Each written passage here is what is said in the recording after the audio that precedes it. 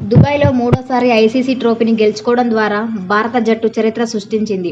ఈ మినీ ప్రపంచ కప్ పోటీని రికార్డు స్థాయిలో మూడోసారి గెలుచుకుంటూనే టీమిండియా తన 7వ ఐసీసీ ట్రోఫీని గెలుచుకుంది. దుబాయ్లో ఆటగాళ్ల వేడుకలు ఘనంగా జరిగాయి. దేశవ్యాప్తంగా వివిధ నగరాల్లో క్రికెట్ అభిమానులు కూడా సంబరాలు చేసుకున్నారు. దుబాయ్ నుండి స్వదేశానికి తిరిగి వచ్చిన ఛాంపియన్స్ టీం ఇండియాకు ఘన స్వాగతం లభిస్తుందని భావించారు. ఎందుకంటే టీ20 ప్రపంచ కప్ తర్వాత ఆ జట్టు మరో ఐసీసీ ట్రోఫీని గెలుచుకుంది. ఆ సమయంలో జరిగిన జోస్యం పునరావృతమవుతుందని చర్చ జరుగుతుండగా దుబాయ్లో ట్రోఫీని గెలుచుకున్నారు.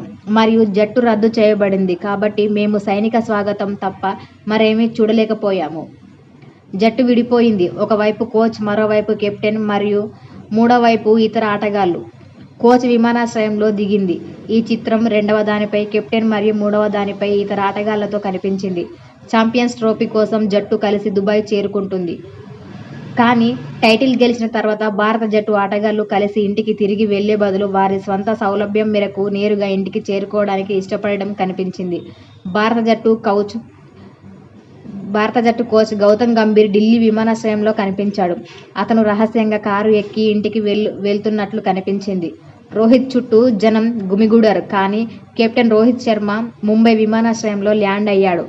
ఆయన లోపలికి ప్రవేశించిన తర్వాత ఆయనను చూసేందుకు పెద్ద సంఖ్యలో జనం గుమిగూడారు. కానీ గ్రౌండ్ వెల్కమ్ కథ మరియు అలాంటివి ఇక్కడ కూడా కనిపించలేదు.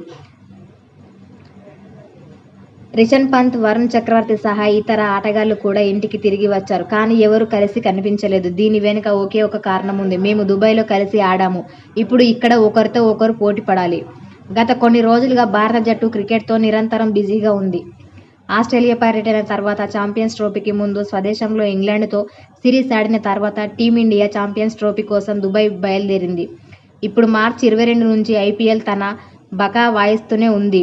దుబాయ్లో కలిసే మైదానంలోకి దిగిన ఆటగాళ్లు ఇప్పుడు ఈ టోర్నమెంట్లో తమ ఫ్రాంచైజీ జట్ల తరపున ఆడుతున్నారు. ఈ పోటీ దాదాపు 2 నెలల పాటు కొనసాగుతుంది. అందుకే బహుశా బీసీసీఐ ఆటగాళ్లను ఒకచోట చేర్చకుండా వారి సౌలభ్యం మేరకు నేరుగా ఇంటికి వెళ్లడానికి అనుమతించింది.